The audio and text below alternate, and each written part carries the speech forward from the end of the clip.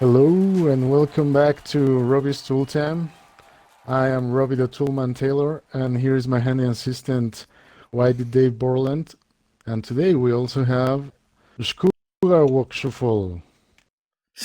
Hi. Thank you for coming to the show, man. And can you introduce yourself a little bit? Well, you know me. I'm Dave, sticker guy and shirt guy.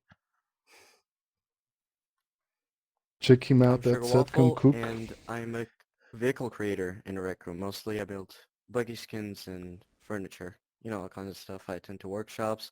This guy right here, he's a pretty good teacher. You guys should totally learn from him. His ad name is the same as his display name. All right, and we've been learning about events and event receivers and things like that. So today we'll go a little bit about event definitions and how to turn a local sender into something that everybody sees. It will be fairly easy. So let's go to the stage.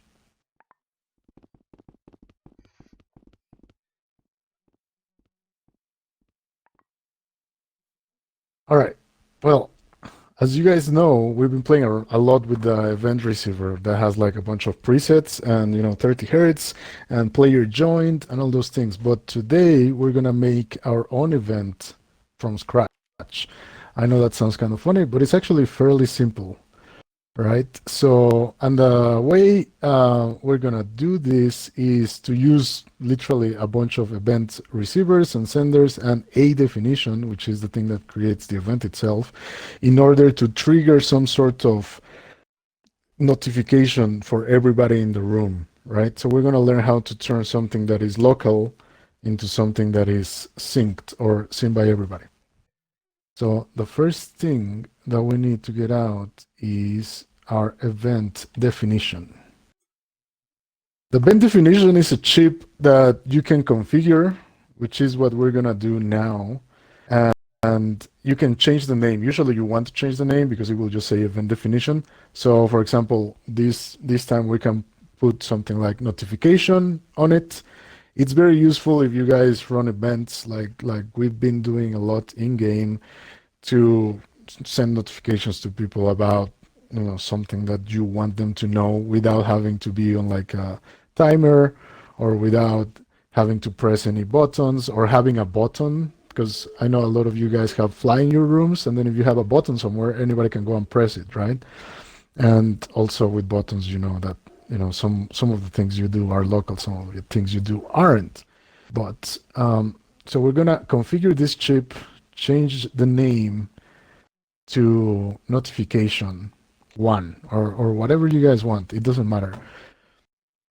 And we're gonna then create an event receiver. Actually, two event receivers too. We need two event receivers and a event sender. The way those ones work, if you see, they will have like a little Wi-Fi looking symbol, and basically you gotta think about it not so much as Wi-Fi, but more like Bluetooth. Is basically a wireless wire. If you think about it like in circuits, how you plug everything to each other, this one is doing the same thing, but just without a wire. It's like a wireless version of it. And I know that sounds kind of funny, but we need still an event sender that is a different chip. And then we're gonna configure our event sender to be our notification. And we're gonna configure one of our event receivers to also be a notification.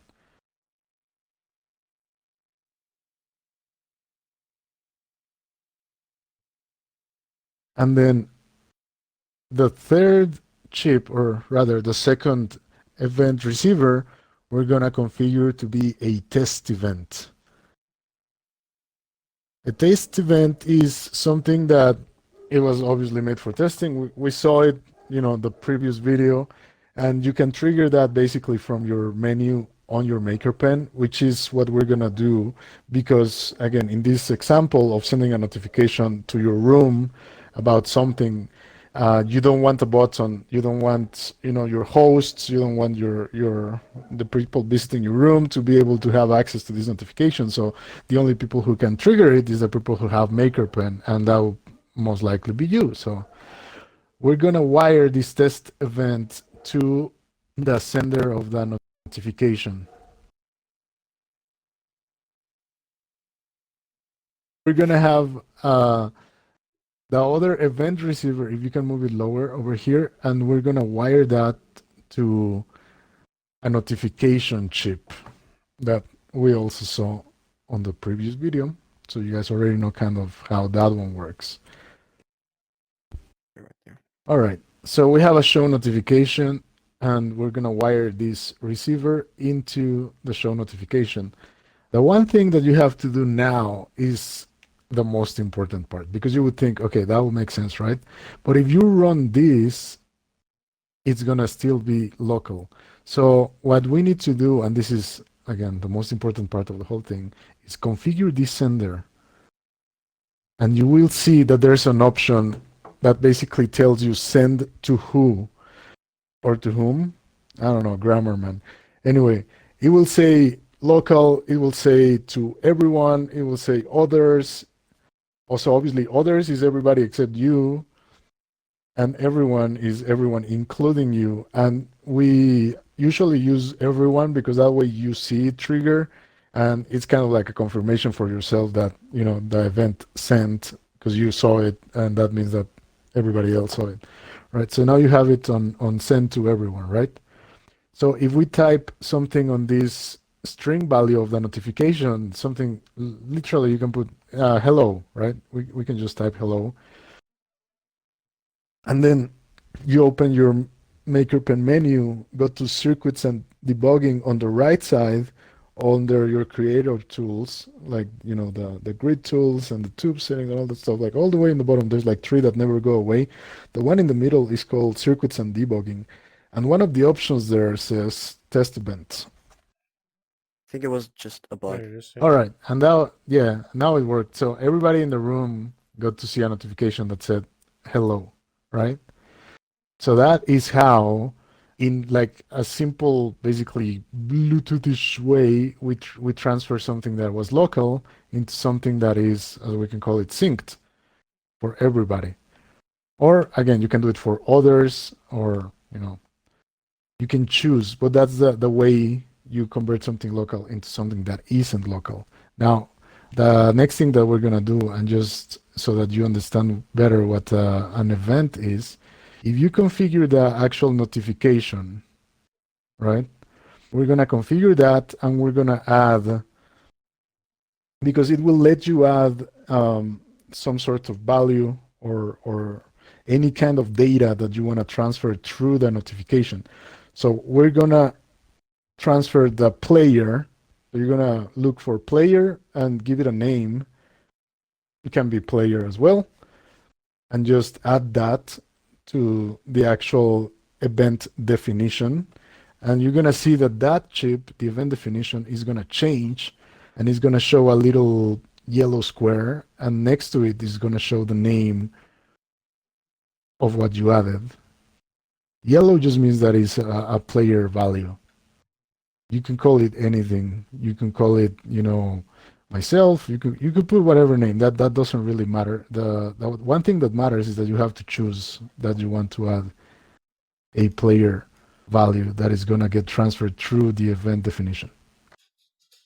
All right. So now we can see we get the little yellow square, meaning it's a player value, and he called it O or 0 or something. I guess it's an O, right? So now, right. So now if you see this event sender now also has a yellow plug on the side, right? That means that we can send information through it. So if we get out our get local player chip and plug it into that sender,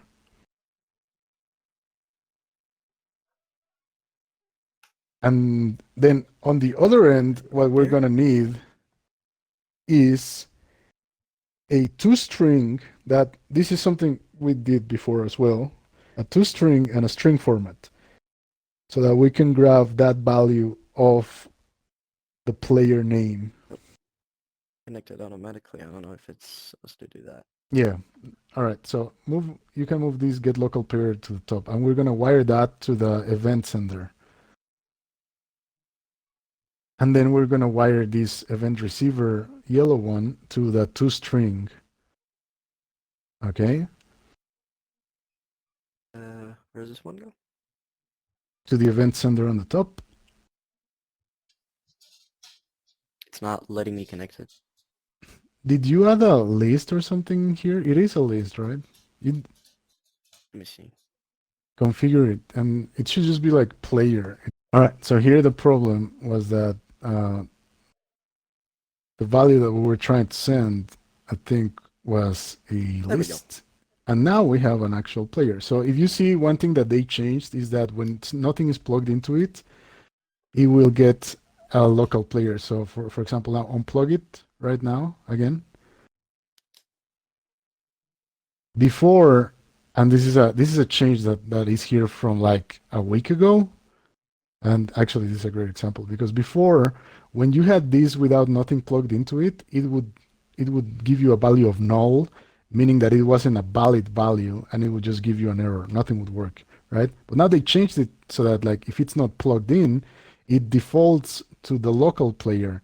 So in reality, for these kind of things, we would not need the get local player chip anymore. So that's one thing, right? And then we're gonna go forward and connect this receiver to the toString. Then we're gonna connect the toString to the bottom part of the string format. All right, and then we're gonna edit the top, and we're gonna say hello, and then you're gonna space bracket 0 brackets. And as we saw before, the bracket 0 is gonna just grab the first index of our string format, because we can have more than one.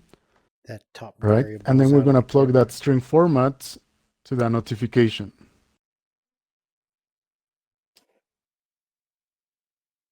Right. So what's going on here is that when he triggers this test event, it is a local test event, right?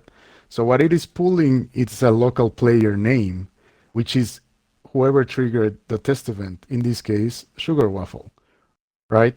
And here, even though the notification is giving us a player, right, it's not grabbing the local player anymore when it shows it to me, because what it's doing is that it's converting his name into a string as it transfers it, and then putting into a string format to say, hello, Sugar Waffle. I know it doesn't make any sense. It's not like, exactly what you would do with this, but what I'm trying to exemplify right now is that this information that was local to the local player itself is being sent over to everybody and maintained. So instead of everybody seeing their own name, we should all see the name Sugar Waffle. If we plug here instead of toString the get local player, then yeah, everybody would see their own name because he's triggering it, and then everybody's running this, getting the string of yourself, and then saying hello. So for me, it would say hello Robbie, it would say hello Dave, everybody would see their own name. But since we are sending that value since before it became synced, it should remain as Sugar Waffle instead of a local value anymore. So just go ahead and send the test event again. All right. And it did. I see hello Sugar Waffle. Right? So that is one thing that, again, it can be useful both ways, because you can have the hello for everybody in the room, or you can say, subscribe to Sugar Waffle, and then that way you send to whoever is there. Or I don't know, if you have like an event and you have a DJ, you can, say the name of the DJ, things like that. It's just a way of like sending information. We can send numbers, we can send a lot of things, but player name is something actually very useful. But yeah, we'll stop here because this one was a quick, and Sugar Waffle has a curfew bedtime, and they gotta read him a story. So any questions you might have? No, not at all. But did you understand what's going on? You do? Hmm. All right, great. Well, thank you guys. Hopefully this was a useful one, and we'll keep going on more about how to use events for other things up until, we start dealing with damage numbers, values, and random PvP calculations, which I think you'll enjoy. So if you want to join us here for a moment, Dave, we'll just bid you farewell and catch you guys the next time. Visit Pokemon Cafe. Bye. Subscribe. Subscribe. Thanks.